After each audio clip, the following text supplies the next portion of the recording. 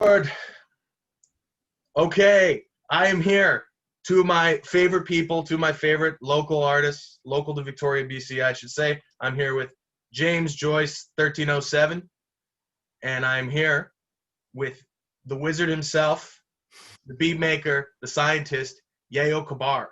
Uh, I should say I wrote down that I think that James Joyce, 1307. I'm going to be calling him Jacob, listeners, to be 100% clear, because I know these guys' real names, Jacob and Hunter. Um, Philosopher and a warrior poet. And I think this album, your new album, Neptune, came out yesterday or late last night, I guess, right?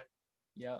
Um, is further proof that you are something of a warrior poet.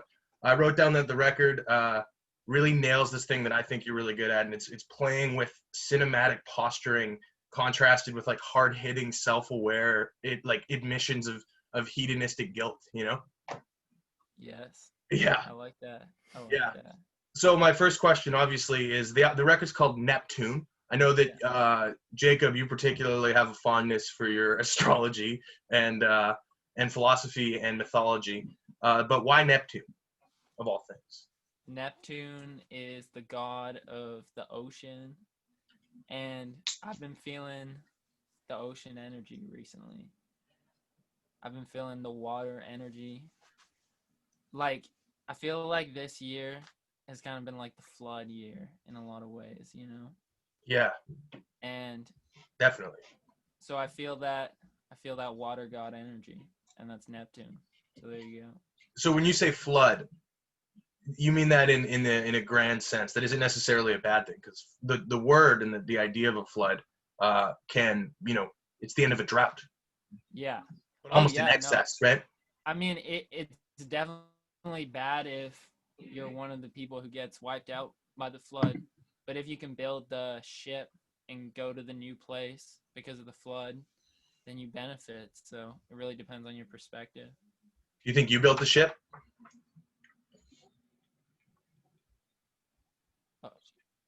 What do you say? You think? Pardon? Do I think you built the ship for the flood? Oh, build the ship for the flood? Did Hell you? yeah. Yeah. Hell yeah. Of course. Are we lagging out a bit? Just the Wi-Fi cut Yeah. out for a sec, but Okay. Yeah, we'll probably be fine. yeah.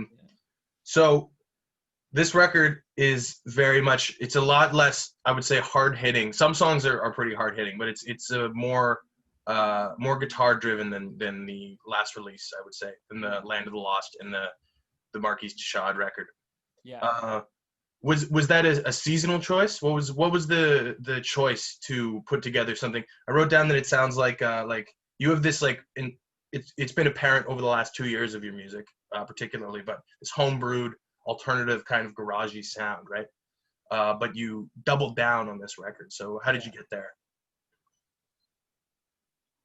Well, I think the big factor that drove using that instrumentation was a lot of it was recorded in just kind of a bad setup, and I didn't really have a MIDI keyboard or anything like that, but we had an electric guitar, and that was just the easiest way to just put down ideas. And then it also just it's a good tool to write with.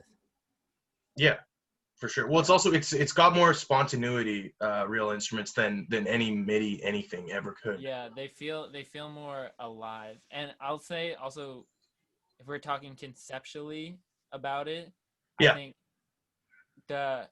obviously we're super influenced by trap music and a lot of modern hip hop music, but this one we definitely we always listen to a bunch of old particularly 60s psychedelic Age of Aquarius type, a lot of Jimi Hendrix. That was just super influential in making this record, and the songs that went on it, that era of music, 60s pop music, psychedelia. We're definitely drawing on that influence really heavily. Yeah, and you can hear it. A lot of times you'll see in hip hop particularly that people will draw from that visually, and they'll draw from that even thematically, the sort of psychedelia. But you go all the way. Yeah, definitely. I would say that. So I'm curious about like how did like this the decidedly seasonal sound? Like, was this record when you put all these songs together? Did you think, oh, this is because in the opening track you say, think about fall, think about winter. Yeah, yeah, yeah. Yeah, which is we're right now in the beautiful middle ground between those two. Yeah. So, like, how do you think? Because I think whenever I put out music, I'll be like, well, I'll make an ambient record or something, and I'll go, well, I can't put this out in the middle of the fucking summer. Yeah. Even if I made it in the middle of the summer, or even if it's been done for X amount of time, I will wait. I will wait, and I will put that fucking thing out in the Yeah. appropriate season. You know, like putting out like a banging trap record right now, for me at least, would not be appropriate. We're on a second lockdown in BC. I don't want to make party music. I don't want to put out party music right now. And your record is not a party record. Yeah. It's introspective. Yeah. Yeah. So talk to me a bit about that. Well, I would say, you know, this record, the songs definitely they span from like an 18-month period. I would Yeah, say. I heard some of them a year ago. Yeah, yeah, exactly. And with timing, it's not totally conscious, I would say, but it's just like we just we're pretty measured in how we release stuff, and it takes a lot of time. So stuff doesn't usually come out till it's the right time for it to come out. And I mean, it is almost kind of a synchronicity, but it's like, I mean, it comes out at the right time and it feels like the right season for that music because we wait. We don't just like make it and then drop it. We'll like Yeah. wait until we like build up the right catalog or the right repertoire of songs. And then when it's the right time to drop it, we drop it and it feels like the right time. Yeah. Well, yeah, it's the first thing I wrote down was that it's yeah, decidedly seasonal, like to some of this most seasonally strong music I've ever heard, straight up. Outside of, I guess, instrumental music, because you'll get instrumental music that's like very much so like, yeah, this is winter sounds. Like, Yeah, yeah. there's no like Sigur Rós or something like that's fucking Yeah. winter sounds, man. Like, so okay, I've done this with Joyce before, so it's like going through the whole career and stuff is I don't want to force us to do that a second time, you know. I mean, I didn't do it on this show, but it's like we'd be faking it if I asked you the same shit. I have those same notes too, but I'm not going to do that. But Yayo Kabar, I have not, and I actually don't know that much. I know that you have like a bit of formal training and all that with instruments, but I'm curious about your genesis as a musician because you're dynamic. Like you can play quite a number of instruments quite well. You can mix and master. You're literally a scientist. And somewhat of a like somewhere between an amateur and a pro horticulture or something, right? Yeah. But anyways, yeah, like where do you start with music, man? Like what's the story there? I'd say it started with my grandma, who's like just an artist all around, and she had like a piano, and so she would sit down and give me like piano lessons when I was like 5 years old. Yeah. And like I really enjoyed it, and like I kind of picked it up quick because I could like know which note sounded right. Anyway, Yeah, the ear. so then after like a couple of years of her like showing me how to play piano, I just got like a professional piano teacher. Did that for like a while. I was actually in like a band when I was like 10 years old. That was pretty formative. What was the But band? oh, I can't remember. Like What did it sound like? we like covered like dad rock songs. Okay. I think. Yeah. Like the songs that our parents were like, you guys should play this because Yeah, I they're could like picture a 10-year-old Hunter playing like "Hey Jude" on the piano or something. literally, yeah, like actually. Yeah. Um, Nah. I remember that being like, I figured out how to play that specific song. I was like super proud of it. Yeah. But so after that, then I like started like listening more to like popular music as I grew older, and I Yeah. was like, man, none of the cool guys play piano. They're all playing guitar. Like, Yeah. this is bullshit. So you're Like, I listening want to a like what's the guitar. cool guy music like indie rock and that kind of shit or like Nirvana? When I was like 12, it would have been like Green Day, but Okay. Yeah. Led Zeppelin was the first band that I was like, I'm gonna listen to everything of this. The first when I Yeah. first like went out and like listened to music. But that was because I was like taking guitar lessons like because I got a guitar, started, and that's Yeah. when I like really was introduced into all the like the psychedelia rock and all that. Yeah, because Zeppelin is a great gateway into that, because the songs are at points not easy to play, but are ultimately quite simple and rooted in sort of blues scales and not chromatic, what do you call it? Pentatonic scales, right? Oh yeah, completely. Yeah. Okay, so you got into Zeppelin, and you were Yeah. playing guitar at 13 or whatever. I think I was in like grade 8 or 9. Anyway, so just did that for a while. Was like really enjoyed playing, just playing along with the songs and stuff. But then I wanted to start writing songs, and so I met up with my boy Adam DeJolly, who produced one of the songs on this record. I'm a big And fan we of that. started a punk band, and we never really found a name, but our like the kind of the name we were going with was Vicious Mustard, and yeah, we just kind of played around. That's a good 13-year-old garage band name. No, we were like 15, 16 15-year-old. then. Okay. Yeah, the name's getting worse then. Yeah. Yeah, yeah. But after that, like that didn't really go anywhere, and then like I found like you can't coordinate like with anyone when you're like that young. Some people No. could, I couldn't, especially with Adam. Like me and him were both like scatterbrain kind of Yeah. deal. But it also ruins the spontaneity, like a formal band rehearsal and stuff makes it very difficult to actually get to a creative place. Oh yeah, that was like the hardest part to get to. But Yeah. But then what made me want to just like properly write and make music was when I joined choir in grade 12, like just on a whim. Like I always thought I was like, oh, this stuff's like, it's fucking lame. Like I'm not gonna do that. Just joined. Yeah. Really enjoyed it, but I liked how you would like see the compositions for like each part and all that, and that made me think like, oh, I don't have to just write like a riff, like you can like compose. And then soon after that, I just downloaded FL Studio and just started playing around. Yeah. And at that point, just, was Jacob already rapping? yeah, like he's the one that's like convinced me that I should start producing or like playing with the idea. So just got FL, kind of went from there. Was really bad at the beginning, but yeah, everyone is. FL's pretty good though. It's like you can be bad at it, but you can at least make something happen, you know? Yeah, like I understood the composition right away, but Yeah. percussion, like not so, like that took a while. Yeah. Also just because like I didn't know like what beats like looked like or like anything about drums. I just knew like melodies and pianos and chords and stuff. And then like going from composing to making it like come through a speaker sounding good that's just like an ongoing sort of thing you slowly pick up. Like there's no one way you kind of learn it. No. I mean, YouTube. People love the YouTube. I imagine that you probably went through some. That was the only way I did it. YouTube. Yeah. Yeah. Particularly like FL. There's like and Ableton and everything, but like I love it's always like Dutch guys. It's always fucking like Dutch or German guys who have the best tutorials.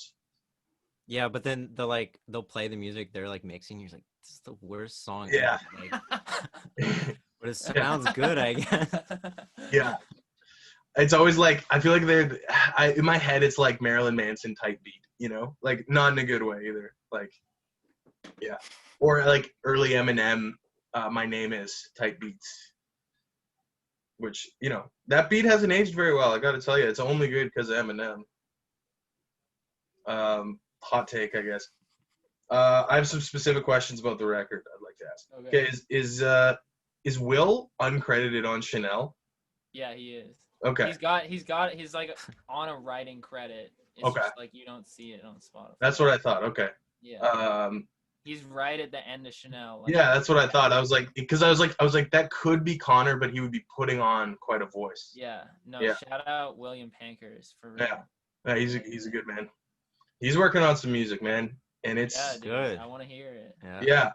He's got like a sneaky YouTube song that is like, I don't know. He like very quietly put out on through Instagram or whatever. But I'll send it to you. It's really good. It's really fucking good. It's like truly unique music. Yeah. Roy Asher, that's the name he's going by. I don't know how happy you would be about me giving that away, but whatever. More people need to hear it. Yeah. So Joyce, tell me about like the writing process, because your writing style has changed in two ways I noticed on this record. One is that your willingness to be spontaneous, and you're like pretty clearly there's a bit of like true freestyle in there, without a doubt. Like just vibing, like the sort of I wrote down Cartian as in Playboy Cardi, Yeah. kind of vibes. But then it's also mixed with the, like, as I said before, like you were drawing from real life, like out of nowhere, it'll be these glimmers into sort of self-awareness. Yeah. So how did you kind of move from, because your initial work is a bit more like classic braggadocious, drug using, fucking all that, and that's still there, obviously, because that's like that's you, man. Like, yeah. But you get into something a bit more halfway between there. So tell me how your process of writing, and I mean write, you know what I mean, writing, like, Yeah. because it's Yeah. not pen to paper, for you at least, and not for me either. Yeah. I mean, I would say I do, like, I use my notes on my phone, and a lot of times I'll spend a lot of time writing a song. Like, a lot of times I'll sit with the beat and spend a lot of time. And I've been in the room while you've done that. yeah, You're exactly. pretty slow, yeah. Yeah. And Yeah. I am. And I try and find the right words. And so it is infused with like as I've said before, my starting point with writing is like future songs, where Yeah. it's like I try to be as in the moment, like put you in the, like, in You're me. playing Grand Theft Auto. Yeah. Yeah. And like bounce between like a moment and a moment.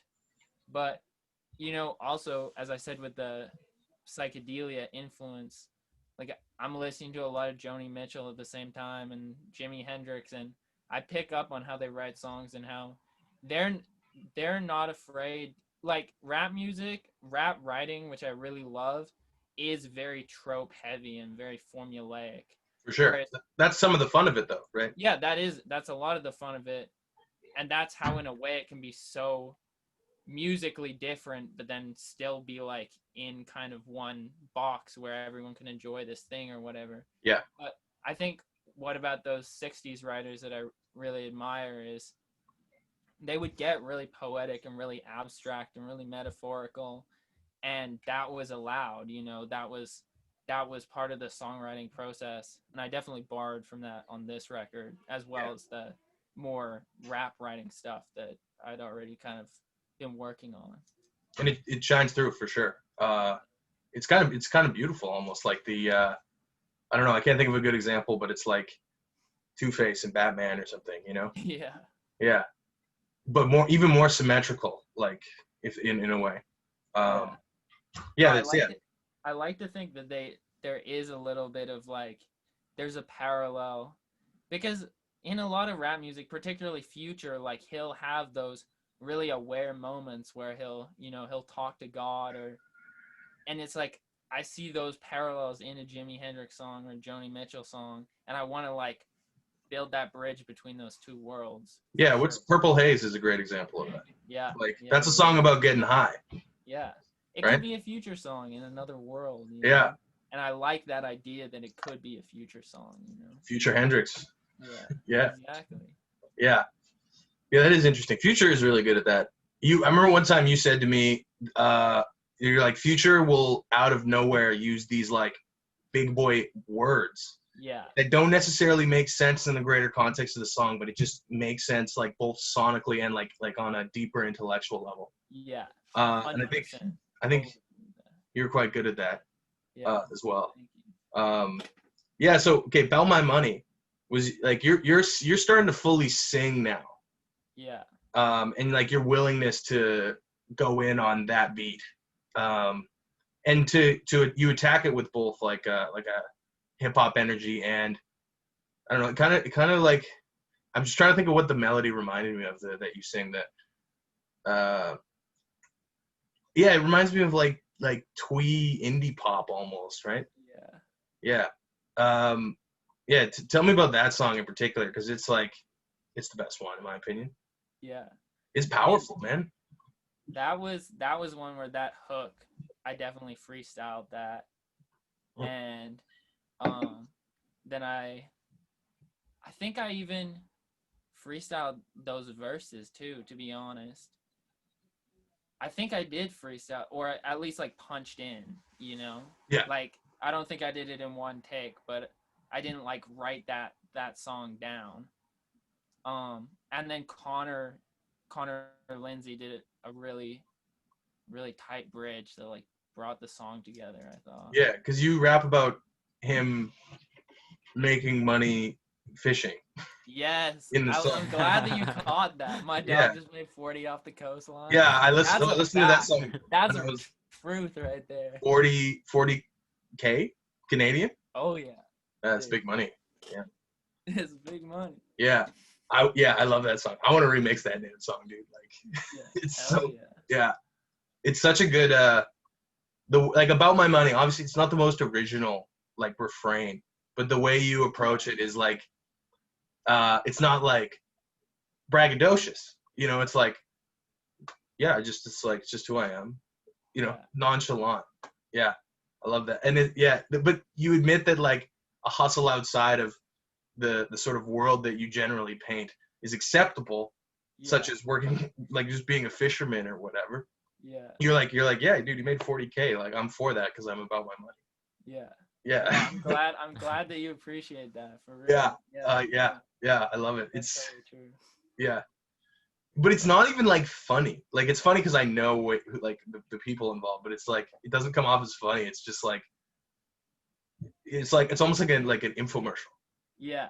where it's You're like, just dude, talking about what's going on in the world it's a good way around to you, make money. you know? So yeah, Hunter, what's up? How you doing? Just listening to this guy. Yeah. Tell me about the beat choices on this one, because I'm sure that you cranked out like a shit ton more beats than this in the time that it was made that sound all. Because you today put out a set of beats in preparation to sort of start formally selling beats, I suppose. Yeah. Yeah, I just have the like time to make enough, Yeah. and then also like kind of branch the styles, because like what I've done up until now is just work with people that I see in person, Yeah. make a beat with them, that kind of thing. But now I just have time to like put those out onto like other platforms and like meet other artists to work with. I'm like trying to do that, but for this album, they all kind of just came from like I think most of them were made at like Jacob's old house, which I would just like show up to like every Friday after like finishing the week of whatever I was doing, and then just sit down there with like a 6-pack of Lucky, probably an 8 case, and then just Good man. make music until 2 a.m. probably later. Yeah. You guys had a horrible setup. I went there a number of times, but you made it work. Terrible speakers. Yeah. Your speakers, actually. You're welcome. I mean, they're great. Yeah. Yeah, thank you, for real. Very Yeah. much. Support the arts, bro. That album, like yeah. a lot of those songs were made Mhm. with those speakers. Hell Literally, yeah. a lot of those songs were. I like I the recorded beats. off the mic you let us borrow. Yeah. Hell yeah. Yeah. A bunch of those songs. That's awesome. Cool. Yeah. Executive producer. I don't know what the fuck does an executive producer do? They just go like, yeah, man, this was pretty good. Right? It's like it's like Because you're the DS2 executive with producer on all of Metro and Joyce's Keyboard. records, right? Right? That's right. All the trilogy, like Mhm. Pacific Sherm, To the Grave, and Neptune. But it's definitely modeled after like it's like DS2, like Future and Metro Boomin. Like the super producer, super artist like team up, make the fucking record. And cause like keep in mind Hunter's producing the songs, but he's also doing the sound design, which Yeah. is like Yeah, the mixing and the mastering, and that's like when I think that's about a harder task. yeah, honestly. Yeah, it's a exactly. nightmare.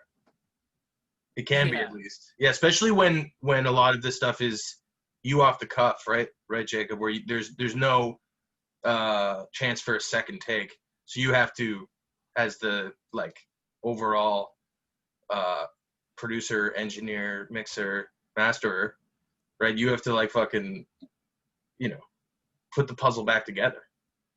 Yeah, I mean, I'm a scientist, so like that stuff kind of Yeah. comes naturally, like the analyticness to it, but it's very like analytical mixed in, but it's also extremely creative because you have to be like creatively solving these sort of sound problems and all that. Yeah. I remember when we did that Journey album, it was that big time. That was such a nightmare, honestly. That's the Yeah, closest I've been to. I've never punched a wall, but that was the process of putting that one together was the closest I've ever come to punching a wall. Yeah. yeah. When I first saw the like, he sent me the stems, and then Yeah. they're all just not aligned, the I vocals, was and it so just sounded like fucking chaos. angry. I was so angry about that. Yeah. Except it was one like issue that it was unilateral, so I was able to just go down, whatever. But still, Thankfully. nightmare. Tell me about Lil Ouija Rob. He's on this record, Oh, sounding like a sad boy, big time. As in Young Lean and Blade, not Blady, but Blade. That kind of vibe. yeah, I love the flavor of that on this record. I thought it like really like because you have the kind of indie. I wouldn't quite say R&B with Connor on the hook on a couple songs, and then you have the R&B flavor from your sister and Tiger on that one song. But then you have Lil Ouija Rob, who is yeah. a later addition to the 1307 Records roster. Yeah. So how'd you get him on these songs? What was the process of working with him like, and what's his deal? Um. Yeah. Lil Ouija Rob. See, we've known Ouija I've heard for he's a a long character. time. That's what you've told me. Long time. Oh yeah, like he's been around since middle school. Like Well, he, I've known him since like elementary, yeah, like yeah, Okay. yeah. super young. He's like, cause me and Hunter both like went to school in Gordon Head and like basically spent our teenage years in Gordon Head. Like Ouija is like he's a Gordo Loke. Like he's Deep to the bone. yeah, and Yeah. it's just like Does it feel bad I mean saying something like Gordo Loke in your 20s now that you aren't in that area or and shit? well, it's because it was like that was like a real era of like just growing up. Like that really like those are the actual words that were used. So Yeah. it's just Oh like yeah. I it's just smoked like a weed with time some and of those place. guys when I was I Well, don't know, you a must random have. kid. Like it I was like a did. fucking era of people. You couldn't But avoid them. anyway, I mean, obviously, yeah. Ouija is like, I mean, he caught my eye in the past few years because he's like his work with clothes and like fashion and stuff, and he's just I would always see him fitted out, and I'm Yeah. looking for that with people. Like if someone's always fitted up when I see them, You mean and that they're literally like like really they're like in a sick outfit is what you mean, right? yeah, they're Yeah, really dripped out, yeah. like I'm gonna fuck with that person, Yeah. and because I know they have an eye, like Yeah, that's it's what a I'm creative looking eye. for It's an in people. artistry, right? It's like Exactly, same that's way what you I'm would hear looking someone for. who makes great beats, you would go, I want to work with that guy. Yeah, and he had a SoundCloud for a minute. I've been listening to it, and the songs weren't super like mixed or mastered or anything, but I could tell he had a talent. Like rapping is one of those things where a lot of fucking people will do it and just do it badly, and that's almost the norm. Yeah, And myself he wasn't included. even really doing it for real. Like he was trying to like make it his career, as far as I could tell. No, it But sounded like he's what I having fun. heard, yeah, what I heard just sounded really good. And then we started linking up with him, having him over. And in the course of making this album, we collaborate with a lot of people. We have a lot of people at the studio. We make a ton of songs. And his contributions just really fit what we were doing with the album and just turned into a bunch of really good songs. And, it just happened organically, ultimately.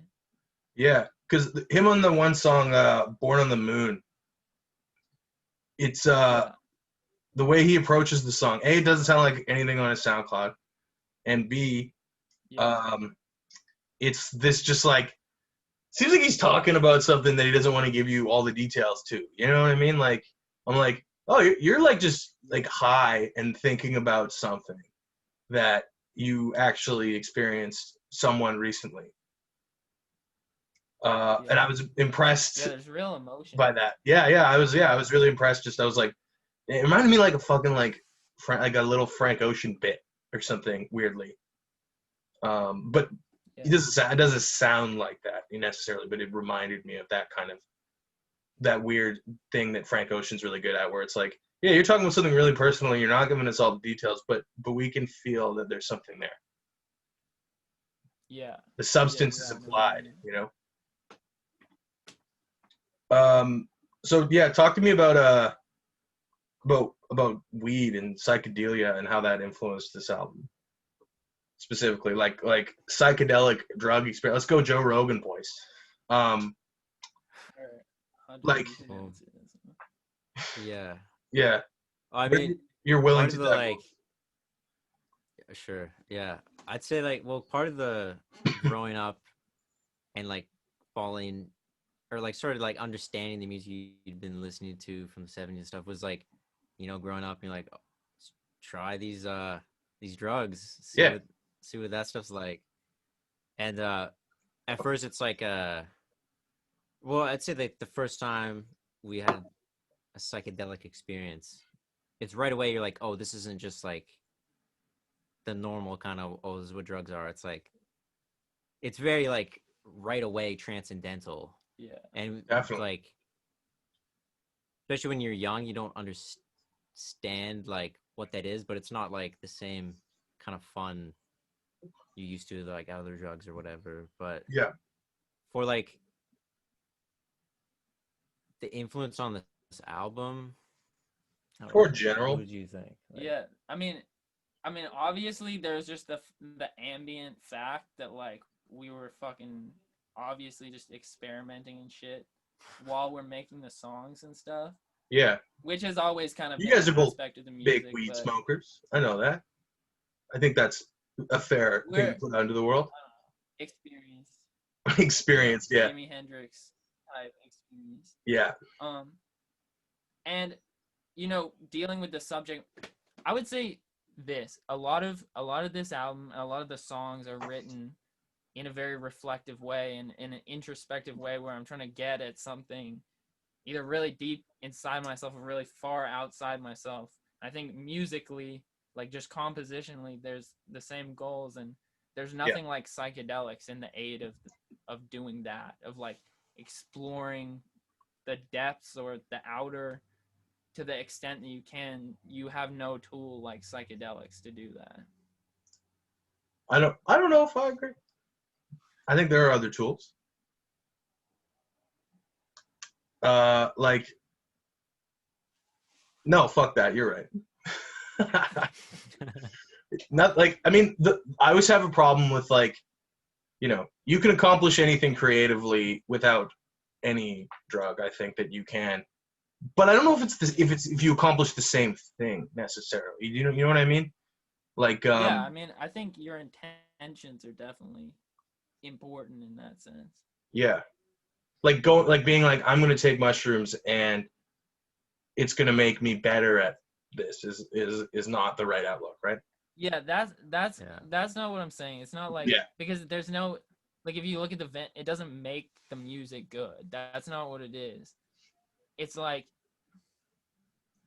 it's just like, if you want to go into really deep waters in your psyche, there are other ways to do it. You can go really deep in the forest. You can go on a journey, like you go to rural China and not have any, like, there's other ways to do it. But if you're trying to be next to a recording studio, the fastest way is with psychedelic. So it's like, just if you're trying to get out into the depths where there's things that you're not seeing with your conscious mind, it's a really useful tool. I do find too, like, marijuana and psilocybin in particular are really good when you already have an idea and you want to sort of explore it, maybe not without ego, but with the ego detached. It's very important. Yeah. Right? In that, like, you already have the idea, it's there, but you are like a little bit more influenced by perhaps maybe audience, preconceived notions, your own canon, right? And you sit there real blazed or something, and you're like, that stuff kind of fades away, and the idea itself starts to kind of grow like a tree slowly, as opposed to like this, barrage of molecular garbage, right? Yeah. Yeah, no, Um, I know what you're saying. yeah. Uh, yeah, that made me think of a question that I haven't actually asked you guys before. I've asked this in various interviews, and it's how conscious are you guys of an audience when you're putting together an album? And by that I mean, like, are people gonna like this? People like this last thing, I'm gonna do this. I'm gonna keep doing that. Or people didn't like this, so I'm not gonna do that. And if you feel that influences your creative process at all, and yeah, yeah. No, I do what sounds good. I think. Yeah. Um, I guess I would say I would borrow sort of like sonically from what's popular, just in like a structural or like just in a sound sense, like, oh, this kind of mix people like, I'll make something like that, And you guys use fill in trap these drums and stuff too, ranges. right? Yeah, that's also just like what kind of just came out Yeah. first. Yeah. Like a lot of this album, I base like the inspiration for the drums would be a lot more from like West Coast West music Coast. Yeah, rather yeah. than like, yeah. Yeah. Yeah, and I would say like obviously the music I'm listening to at the time, which I listen to a lot of new music. Like I listen to a ton of music that's coming out all the time, like rap music Neptune, specifically. the playlist. Check it And out. I'm Spotify.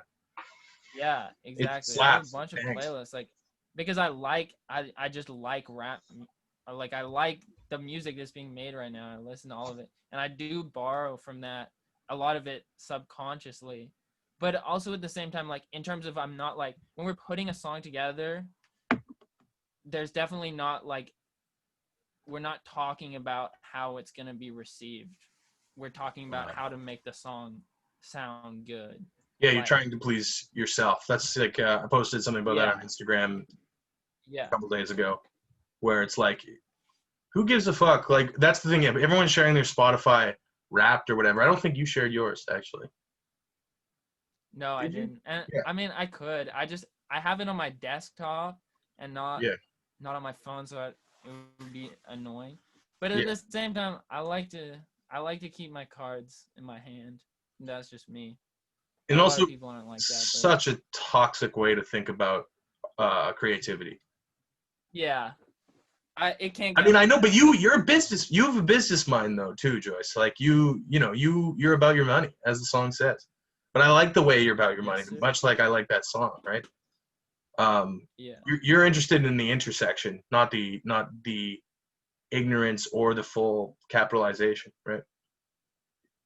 No, yeah, that's totally true. I'm interested in the intersection, and I don't want to compromise, which is a difficult position to be in because It's a that's slower rise, usually man. That way. the the signifier for like, oh, you can make a lot of money if you compromise. But I mean, I think in the end you can make more money if you don't. But you're totally right. I think it's slower. Um, so 1307. We tried to do this when we did the interview with Emotional. That Yeah. I think I'm gonna put it out in the future, but it was a Yeah. bit much, That bit was too fun. circle jerky between It me was and a good one. me and That Vinny was here. a fun. Should let me listen to it. Yeah, yeah, that's pretty funny. But like, yeah, 1307. What's the mission? I know you two are like Joyce. You're like the CEO, but like, you know, Hunter's the other grandfather in it, right? Yeah. Yeah, we So definitely founded it like together. yeah, but what's the mission? What's your mission statement, and how like what's the mission statement? What's the game plan? What does it mean? Like, To simply to bring those two worlds together of contemporary hip hop music and psychedelia, and specifically, the Age of Aquarius movement, that that consciousness and spiritualism and poetry and musicality, intertwined with the mainstream music scene, bring those two worlds together and move into the future. What is the age of Aquarius? What is that? So the age of Aquarius, that is, so there are these things called astrological eras. So they're Okay. 2,000 years long. We're currently in the age of Pisces. They shifted the precession of the equinoxes, and that's a really big deal because this December 21st is supposedly the shift from the age of Pisces to the age of Aquarius, which is a 2,000 year long era that's coming to an end. What is an So that's equinox? a very, very the equinox is like, it's like the solstice. Okay. Like, so this equinox is the darkest day of the winter, the shortest day of the winter. Yes. And so the astrological age of Aquarius is basically shifting into a new astrological age where our experience as humans is going to be much more Aquarian. So it's going to be much more about communication and about humanitarianism, and it's going to shift away from that because we were previously in the age of Pisces, the age of Christ. Pisces deals a lot more with spirituality, for example. So right. So does the word times, Pisces tie into like piety, that kind of thing? Is there like a etymological connection there? You know? Never thought about that before. I mean, it could. It might. Language always does kind of. Piety? Piety is like it's a Christian word. I don't know what it means, Jacob. I thought you would know what it means. It's like virtue. I think it's like Christian virtue. I'm gonna Google it real quick so I don't act like I'm my own Jamie. The quality of being religious. That's what it means. Yeah. Oh, but I will say with the age of Aquarius, also, like as I explained it with the astrological age, that's kind of the thematic understanding of it, or the larger picture. But in the 60s, that was the new age movement, was the age of Aquarius. So, Woodstock, the Monterey Pop Music Festival, the Altamont Music Festival, that was the kind of age of Aquarius, new age movement of, psychedelia and hippies, and, that first big excursion into the psychedelic world was the age of Aquarius. So just drawing from that as well, that's an aspect of the age of Aquarius. Yeah, it's a great driving theme. You know me, I love my driving themes, and like it's getting stronger and stronger there, boys.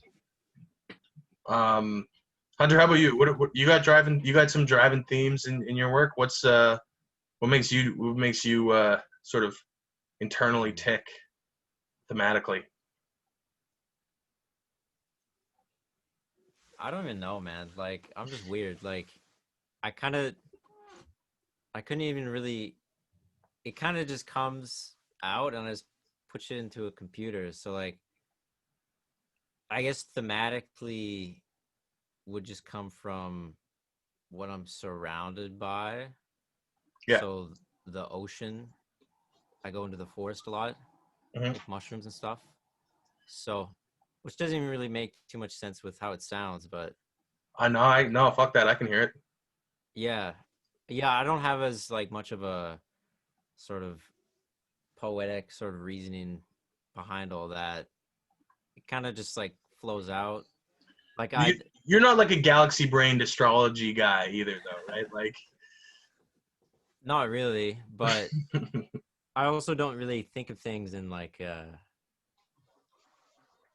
because I'm more of like a scientific mind. Like, kind of just I don't think in say the words or like a sentence, whatever. It's always like these sort of like linking like structures and stuff that just kind of makes it make sense. And then like with music, the weird part is it just kind of just goes through. I can understand to an extent like analytically how to figure things out, which is like that interlinking of structures, but the rest, I don't know, it just kind of happens. Yeah. I can't say I'm as like verbose as Jacob about that. Yeah. Jacob, you ever read Stephen Pressfield, The War on Art? You know that one? I haven't. Okay. He talks about how you should treat your ideas like they're your muse, basically, and that like all ideas are like an angel, like, but they in that an angel doesn't necessarily exist in time, right? So it's like this thing that you feel like you're just figuring out now actually does have a fully fleshed form, and it's your job to speak to the muse or to the angel, essentially. So you're just a conduit for something that already exists. Sometimes I definitely sometimes feel like making music is just like channeling. Like sometimes, particularly with writing, like writing flows the easiest when you're not thinking about it, which is weird because something like writing, you would think you would have to be conscious to write, but a lot of times, and particularly music writing, like if I'm doing like writing, like word writing, like I'm writing an email or I'm writing something that I need to be focused on, I can never hit that flow state. But when I'm making music writing, I can. Yeah. Chasing the flow state is something that's interesting. And I think that's what's so attractive about hip hop music, is because it's got such an immediacy, particularly in the vocal delivery and in the percussion. I think the rest of it less so. But in the vocal delivery, the percussion is that it's like it's got that like almost performative like uh,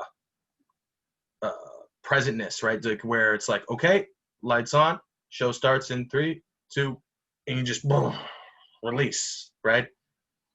Um, and I think this album sounds like that more than any of the other ones so far. It sounds like this like release of immediate ideas, for better or for worse. You know what I mean? Like, but the actual music, I think, is the most composed music that you guys have put out as well. It's that duality, right, that we talked about earlier. It's like that's like the art and the commerce or whatever, right? Yeah, I don't know which one would be which. I guess the immediacy would be art, and the conscious creation would be commerce. I don't know. Yeah, that's some weed smoke. That's some weed smoke. I'm not stoned. I'm on my first beer, and I got a little bit of bourbon going. Anyways, how you guys doing? What have you been doing today? It's I know Jacobs. You said you drank a bottle of fucking prosecco. How you doing though? It's been a while. I went mushroom picking today. Oh hell yeah! Like all day. Came Nice. back pretty fucking tired. Yeah. But it was a success. And Yeah. I came back and he's just like, "Oh, came out." And he's just half cut already. Yeah. Which is very out of character of Jacob, because like he's like has this spirit of like a proper old British man, like half the time, like Yeah, I seen it. not like reckless. Yeah. I wouldn't normally just drink a bottle of prosecco, but I think today's a good day. It's about to be the age of Aquarius, and exactly. Neptune's out. Let's celebrate, man. Yeah. So, like, what are your days looking like? Are you, like, how's the new lockdown treating you? You guys, like, I honestly don't care if you've been following it or not, and you don't have to answer me on that. But how's that treating you? Definitely, yeah. I mean, we got a big house with we live with our friends. Mm-hmm. We live with the studio. Tools are right there. Yeah. Near the ocean. Rip out to the woods if you need like an escape. Yeah. It's not too bad. It's not too bad. Yeah. I'm annoyed by it. Yeah, I bet. Yeah. It's annoying at worst, but it's not like unlivable. Yeah. Yeah. Chris just came back. My producer, for the context of the listeners, he does most of my beats. He lived in Toronto for 4 months. Just came back. I'm not gonna go see him. It's like I'm not supposed to. Wait, did he come back? Like, did he move back here? Yeah. Permanently? I found out today. I didn't know it was permanent. I found out today it's permanent. He's back, just like that. Was this just on some like work term shit or? Nah. He's on EI. He's back. I don't know. Didn't like Toronto?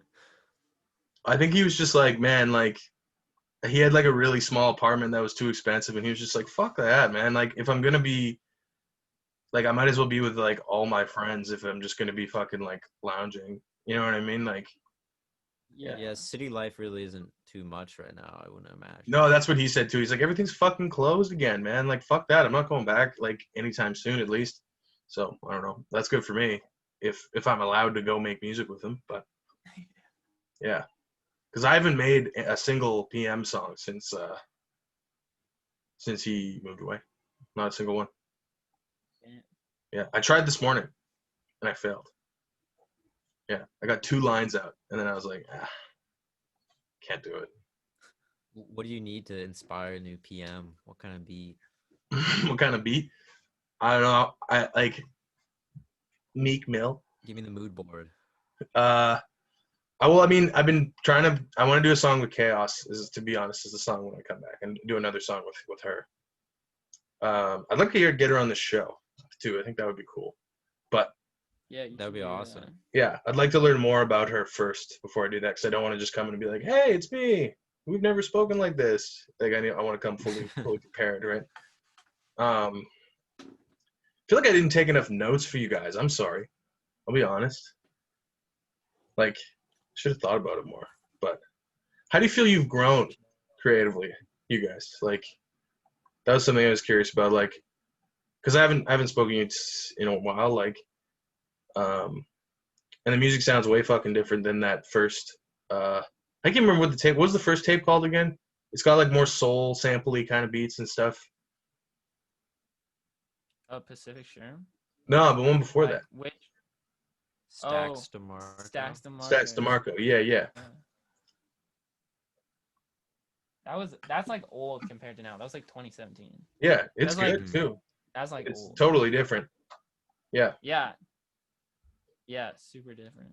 I mean, we live in a house with the studio now. Like, our lives are just way more oriented. We have way more time, and you just get to develop way more when you have the time and the resources. Like, I would just describe it that simply, you know. Definitely feeling more skillful with it all. Yeah. Does it feel more serious? I mean, yeah. I mean, okay. Like, personally, I'll say I always took it like 100% seriously from the very beginning. That's true. I know. That's true. My personality. I remember when I first met you, I was like, Jesus Christ, this guy's serious about this rap stuff. Yeah. Yeah. But it feels more serious now. Like, like it makes way more sense. Our lives are organized now, so it just makes way more sense, you know, as like a path towards the future as well, instead of just like, we're fucking around doing this right now. It feels way more like, all right, this is the journey and we're on it and we're doing this, so this is where the time and energy is going toward. What ideas are you guys chasing going forward? What's going on in the more immediate future? Any ideas? I mean, we're working really heavily with Emo Chanel, with Vinny, and he's probably overdue for another record. Oh yeah. There's lots of stuff coming out on that end. And I mean, as the COVID stuff ends, it's just time to take it to the next level, you know, really travel, like go to the States for sure, like tap in different cities and stuff. Definitely have another show, like another big MetaFest show in the city for sure. Yeah. And I mean, really just elevate. Really elevate is the next step. Connor Lindsay has an album that I'm like producing for him. That's gonna be like a 1307. Okay, cool. Kind of thing. Yeah. Was that the reality TV project that kind of never came to be? Yeah, I mean, it will come to be. I mean, he's on a boat. Yeah. Once he's off the boat. Yeah, because I've tried to work with him, and it's hard for that reason. Because he's like, "I'm back for today. Where you at?" And I'm like, "I'm in bed with my girl. I'm half asleep next to my girlfriend in bed, dude. It's not happening today." Yeah. Yeah. But I will. Me and him will have a song. He really does just like Yeah. the seasons kind of just get called off like that. Like they'll be like, oh, out of stock, and then Yeah. he just shows up one day. He's like, let's make music for a week, then I'll leave. Yeah. He's an interesting guy. I like him a lot. And he's gotten better too. He's on your songs at least. Just like the lyrics have gotten stronger for sure. Both of you, like you've gotten so much better at like expressing yourself, if that makes sense. Like cutting to that, because that's where it gets really internally satisfying. I think I'm only just scratching the surface of that myself creatively. Is that like being like, oh yeah, this is fucking me, like, and that feels good, man. It feels good. Yeah. But you got to keep going deeper and deeper, and that's where I think people really start to lose their mind. Like, yeah, Kanye's really fucking good at that. Really fucking good at that. But I can't think of too many other artists that like have gone so deep that it's almost like Jesus. Like, and with Kanye, it's literally Jesus. But like, yeah, yeah. How do you get there? That's the question. What do you think? I mean, I think persistence is a great way to get there, but I think there's other ways. Persistence. I mean, a big part of it is also inspiration. Like, definitely the past like 4 years, just said yes to a lot of stuff and like just had a lot of really intense experiences and really diverse experiences and like traveled. I mean, not traveled like worldwide or anything, but just like really seen like this part of the world that we're in and like the places around it and really paid attention, you know? That really helps me is like experiencing the world outside of me and like really trying to experience and like leaning into the intensity of life helps me, you know, express myself more. It just like when I'm experiencing the richness of life, I can put that into the music, you know. Yeah, and because it's, you know, no matter what, you look at anything, and there's no way. This is like, you know, you're a philosophy major. I've been reading some of that shit, but like everything is ran through your vision, and there's almost no way to confirm, like literal vision, and there's almost no way to confirm that anyone else sees it that way. Correct. And one of the only ways to express that is through creativity. Yeah, and that's what makes perspective. I mean, that's what makes everyone valuable as a writer is everyone has a unique perspective. Yeah. And that's what makes a really good writer is to have a really unique perspective. Yeah. Yeah. And while still like entertaining or titillating or there's other words. I don't think entertainment is always the number one factor. I debate people about that quite a lot. Like if a work of art isn't entertaining but it gets reaction, is it successful? And the answer is of course it is. In fact, it might be more successful than something that's just simply entertaining. Yeah. It's like, yeah, like the Marvel movies versus like, I don't know, like Tarkovsky or something. Whereas like I like watching both those things, but I'd rather watch the Marvel movie most days. But Tarkovsky is definitely like better. You know what I mean? Like, yeah. I mean, that gets tricky with like entertainment and stuff. Cause like I found with movies, a lot of times, I don't know, movies are so personal, you know. Like we're in a house with a bunch of people and there's one main TV, and like everyone has a different taste, and everyone like likes watching a different thing. That's entertaining, and it's like I think you could be like, you could kind of be like, oh, this thing is artistically, you know, in this place, whereas this is kind of more commercial or whatever. But then on top of that is just people's like what entertains people like really varies based on just taste, you know. I think that there are nearly universal traits to like entertainment as like a genre of art, though. if that makes sense.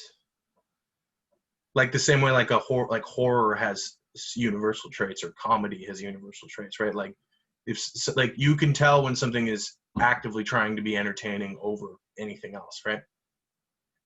Or entertainment is at the forefront Yeah, of but the it's like creation.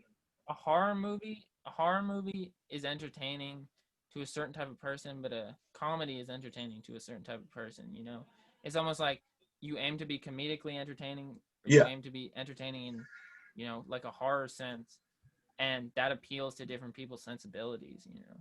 yeah, but they're still trying to be entertaining first. Should they be trying to be entertaining first? You know what I mean? Even if you are not personally entertained by it, Yeah. or one is not personally entertained by it, right? And that's you there's it sucks that you no matter what, you are conscious of that when you are making something yourself, though, like whether you like it or not, you know, by virtue of putting it out into the public, you're asking for feedback. I think Yeah, like what you're saying about there's some made like universal truths about what makes it entertaining or makes it of quality. Like, yeah, I mean, something you could say there's like movies are in focus, like they're lit yeah, properly. Same yeah, thing with like music. It has to sound, has to come out of a speaker good with impact and just like hit that like sort of like evolutionarily driven part of your brain that likes what sounds louder and stuff like that. yeah. So like there's a truth that like you have to think of the audience because they have to receive it through this medium. Right. I have never actually factored that into my thoughts about this. Is the like actual like technical quality of entertainment being like the reason that I got a But better not I'm not microphone talking and a better webcam. You know what I mean? Like it doesn't change the show at all that I'm doing right now in any way, except it sounds and looks better. And I don't fucking care because I don't watch these back. You know? Yeah. But it does like make it more entertaining because it's more like literally engaging, like on a what you were saying, like almost on like an evolutionary level, because it's higher some five. like monkey brain kind of stuff. Yeah, exactly. Yeah. Yeah. So I guess that is something you want to be conscious of that.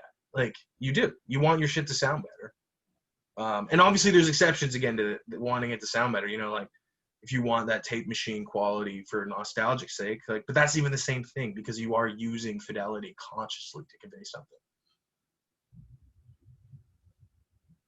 I have a feeling that's something you're very conscious of, Hunter, with the sounds of this last record. I listened to it on earbuds and on my laptop speakers. Sounds way different, but both times you convey, like, it sounds like rock and roll, dude. Like the mix is like it's pretty rock and roll, but it still has that thump, that nice thump, that TikTok friendly thump. Yes. You know. Yeah. Um, That's what you want. yeah, exactly. That's what you want because that's the audience consciousness, right?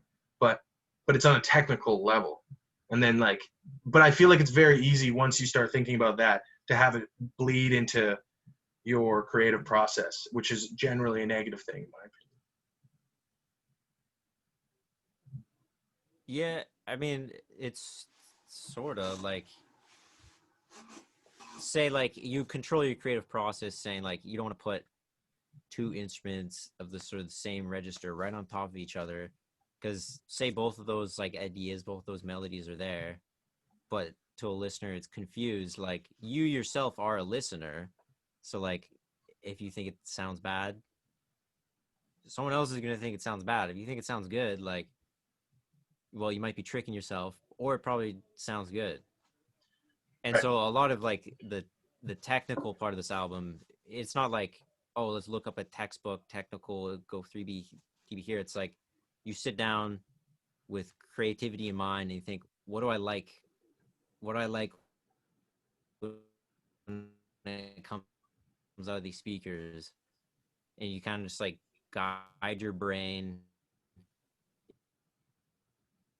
in a flow state, like to reach that good sound. That's like what I did. Other people did things. I was like, I'll be confident in what I think sounds good, Yeah. and then picked up some tricks from like these YouTube videos, and Yeah. yeah, go. It is an interesting thing though, like the influence, like like, it's almost impossible to have a true blank canvas though going in, right? Especially after you've already made stuff, you can't go into it with, and you like, there's no, there must be some, but there's no fathomable person that's making like hip hop music that doesn't enjoy listening to hip hop music, right? Yeah. So you're I gonna mean, have a lot of people say ghetto like, boys or whatever your shit is in your DNA, and maybe you won't hear it directly, but it's there. I don't know why I yeah, use ghetto I boys mean, as an that example. literally has to be true. That has to be true with anyone making music. I think Or some listening to people would music deny it also. though. I think some people would deny it, and they would fucking take it to the grave, like deny it, for whatever reason. I just don't know why. I don't know why. I don't understand why people are afraid of wearing their influence on their sleeve. Right? You're good at that. Hunter, you're good at that. I'm like notoriously like over the top with wearing my influence on my sleeve. But Yeah, but it's like I literally would not know how to write rap music if I didn't listen to rap music. Like, how else would I learn? Like, I learned how to write songs by like reverse engineering future songs. Like, yeah, all right, like how do I same with me. how do I I pick reverse what engineered to do? Ghostface songs. That's how I learned how to rap.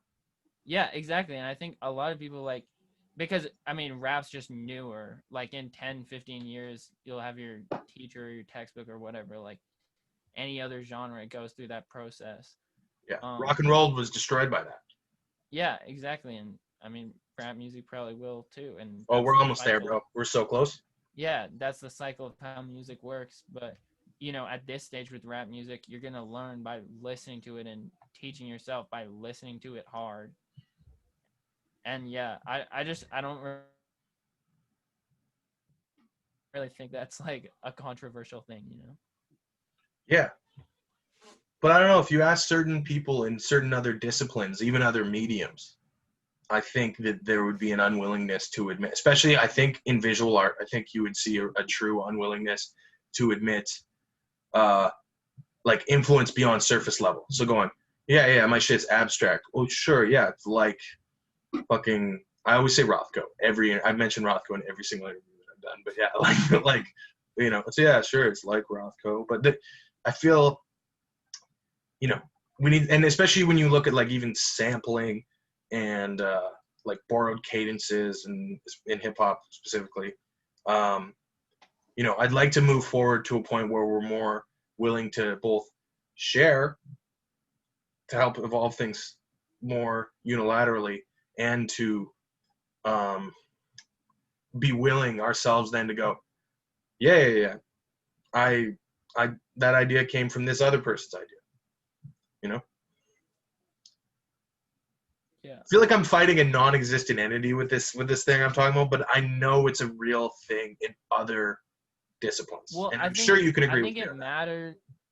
it matters way more in like the internet circles of people just don't care. I feel like because the internet is just this linking of everything together. It's like this hyperlinking of everything.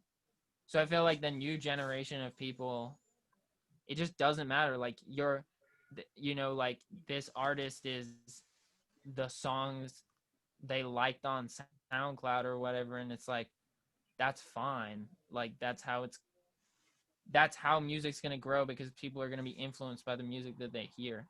And I think in the past, when I don't know, the structures were different. Everything wasn't so connected immediately like the way it is now.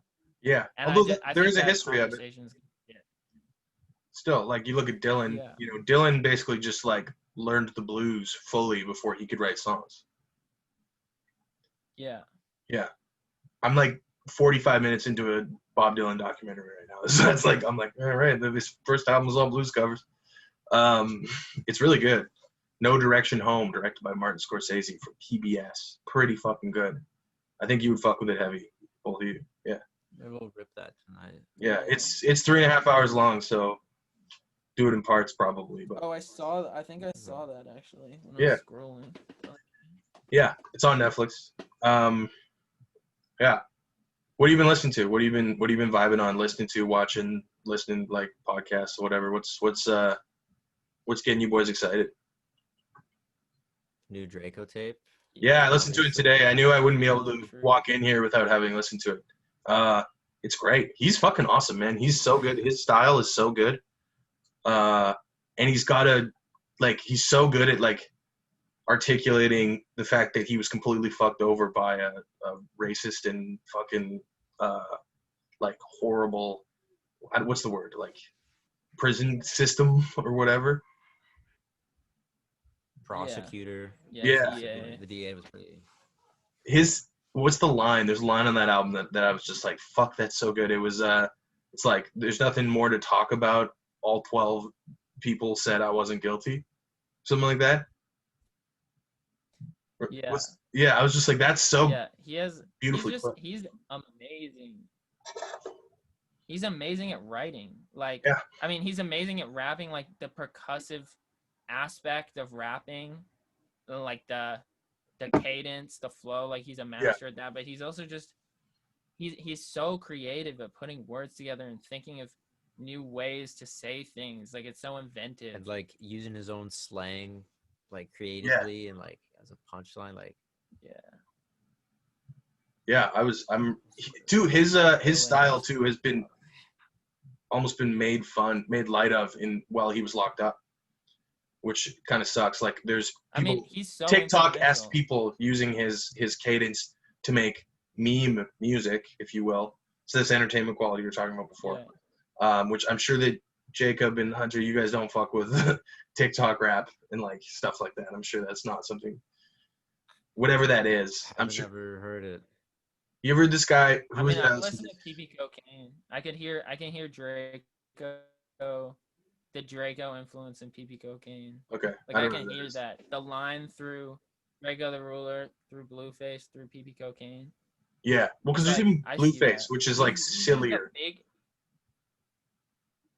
Yeah. Yeah, he's a really big influence on the West. What else you've been vibing with? Listen to? Oh, I mean, again, like, I listen to just a ton of new, like, I mean, to give some names, like K-pop, Sick Boy Rari, Slimecito, Black Koala, I mean, Chief Keef, Future, Lil Durk, Lucky, Pressa. What do you think of the new Future Uzi Vert tape? And a lot. I thought it was good. I listened to it like 2 times. I'll probably listen to it. I thought it's it was like really... Future's catalog is so big at this point that it's so much. Like, I'll almost like a Future album will come out and then I'll just go listen to like 10,000 Future songs and I'll just like listen to that album as like part of it. But yeah, I'm always listening to Future. And then, like I said, like, and then I listen to like Jimi Hendrix and Miles Davis and Joni Mitchell. That stuff's more static. Like, I kind of have like the Beatles or whatever, like my albums I go back to and I'll listen to like the album. Whereas rap music is more sporadic and spontaneous and a lot more different songs and albums. Yeah. So yeah, it's like that dichotomy basically, like I explained. It's like that psychedelia and the modern rap music, and that's pretty much what I listen to. Roger, what's up with you? What are you vibing on? Mozzie Star. Oh yeah, you were posting about them the other day. I was like, whoa, yeah, I love Joyce. I love Mozzie Star. Yeah. Like, almost more than Nirvana at this point, I feel like. Oh yeah. I'm comparing them because they were like same time. Same time. There's a through thread there too, like the unique for the time guitar sounds and stuff. Yeah. Yeah.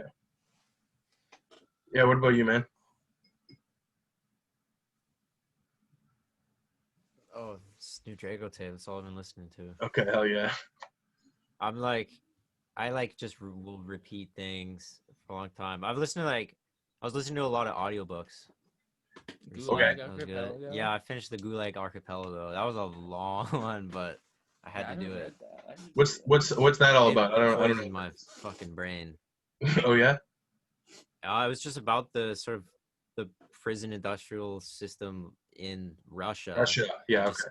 how it came to be that there's these, like, after the revolution, these like gulags of just work camp, and that was Yeah. like big part of their economy. It was just like working people to death, and like a lot of it you listen and you're like, this is like beyond 1984 that it's so like the first book, it's like 3 books, and the first one's about like how these people took power after the revolution and then would be these just like tyrannical like ideologues, and then that would make people do just absolutely horrific things. The second book is about the camps themselves, and I forget what the third one said it was about, but yeah, that's one that you should go for, and just like everyone should like read that just to be aware of this is where humanity's come from. Like we don't know very much about like Russia seems like a place that is pretty under wraps. So, and often not talked about in terms of humanitarian issues, right? So that'd be interesting to learn about. I don't know anything they about had Russia. a pretty big one. Yeah, it sounds like it. Yeah. And I have read that it, like, Russia is very much like human cattle, kind of does human cattle-esque things and continues to do so, and just completely like doesn't acknowledge it. Like, you're not getting a governmental apology 40 years later like you would in the United States or Canada, right? Or I guess 60, 100, whatever plus years later. Just out of sight, out of mind, right? They don't give a shit. Yeah, they don't give a shit. What else? What else do you audiobook? What else you got? I listened to one of the Jordan Peterson ones because I had like never listened to that, and like I Yeah. hear like everyone being, I've heard, so I was like, I'll give it a shot. It was good, but then that made me. I listened to like, I had never read like the whole Old Testament, so I listened to that, and this is while I'm like at work doing science and shit. Yeah. And so I like listen to that. And which Jordan Peterson book did you read? I think he has 2. The popular one. Yeah, because there's one about like self-help one. Okay, because he's one about history. The right? first one was about Nazis. Yeah, that I think it's Maps of Meaning. Yeah, Maps of Meaning. That's right. I don't know. Yeah, I've learned to not like Jordan Peterson. I'm not the biggest fan of him. I think he talks about things he shouldn't talk about. It's one of those things you get the what's the word, like the attention economy or whatever, and it's like, well, I am a professor, and suddenly he's an expert on fucking everything, and he starts talking out of his ass properly, and I'm like, okay, man. And then I start to just see him as being mean and bitter, and then I'm just like, all right, fuck that. Like, I can't. Like, and his followers become dogmatic, and it's like, the story is pretty. It's pretty crazy that he just like got addicted to Xanax. Yeah, that is crazy. I would like to read that book. I'd like to read the book where he goes, my daughter's an idiot. Weird. I want to read that book. My daughter killed me. It's weird that he parallels weirdly parallels like the SoundCloud rap scene with the same trajectory of like becoming really popular and then like getting hooked on drugs and like going through like a really like intense, like painful experience in the public eye. Yeah. Yeah, that's funny, man. Yeah, you should write a fan fiction about Jordan Peterson becoming like making like evil dumb shit. I'd read that. Yeah. Imagine Jordan Peterson at a strip club with that voice of his. Just imagine that. With like a big old pair of the Kermit the titties, Frog like, looking voice. Yeah. Yeah. I was at a restaurant recently and the server sounded like Jordan Peterson and I couldn't take it seriously. Because there's that expert thing. He was like telling me about Italian food and I'm like, you're a psychology major. What the fuck do you know about Italian food? Shut up. Tell me about psychology. Fuck. It's funny. You guys have like a slight delay, so like the laughter. I'm like, oh, You guys don't think that's funny? Uh, yeah, there it happened again. Yeah, what was I thinking about? Yeah, you know what I just read? I haven't talked about this on the pod. I'll pull it out of my dresser here. You ever read this one? The Metamorphosis by Kafka? Oh yeah, dude, I read that for school. Yeah. That's I've a read that crazy one. book. It's fucking awesome. Right up my alley, man. I loved it. Yeah. It's No, that's actually crazy book. Yeah, he's so good. Like it's so readable. The story is completely concise. I thought I was gonna get a bunch of like heavy metaphor, like David Lynch, Terrence Malick kind of shit, and it's actually a really straightforward story. But what it's actually about is so fucking unclear. Like whatever the sort of metaphor that he's going for, and he doesn't even give you like hints really. It's like it literally is up to you. And that's what the depth is. And it's in thematic ambiguity, which is something I've never seen pulled off like this before. Thematic ambiguity, complete ambiguity thematic, right? What do you think it's about, Joyce? Yeah. You wake up, you're a bug. I mean, a lot of the writers at that time, because it was post-war, they were like really like examining like, all right, the worst thing ever happened. Like you wake up and it's the worst version of the world ever, and it makes no sense at all. And now you have to try and interpret that. Like there's a lot of like short stories or books from that period of time which just kind of deal with, you know, the worst thing happened. It's not post-war. And what time? 1915. Oh, it was right before the. It was right before the war. The First World War, yeah. Yeah. It was But right before the war. peak industrial, right? So it's like people are working in factories, man. Yeah. Like proper. I mean, yeah. Either way, but it seems like that was on his mind. Like, Yeah. what if the worst thing happens? What if the worst thing happens? And where do you go from there? And also, it's like the worst thing plus there's no context for it at all. Like those two things together. Yeah. What I think this book specifically is about is it's about hating your life is I think all that it's about, honestly. So it's like it's this guy who's stuck in this like he has a family and he's the breadwinner, he's the son, and basically like yeah, and he wakes up and he's a bug and he's like super stressed out because the first thing he thinks is, oh, I'm late for work, right? And a lot of the first like 10 pages about, oh, I'm going to be late for work. And then as time goes on, he becomes pretty comfortable being a bug. And he's like, I don't have to do any of this shit anymore. And it's this like sadistic fantasy about wanting to not be who you are. Yeah. I don't know. Yeah, it is a weird like ending where like nothing really happens. No, he just except he just like he dies. Doesn't he just like slowly just like die because he Yeah. can't eat and it's just like Yeah. And it's just the end.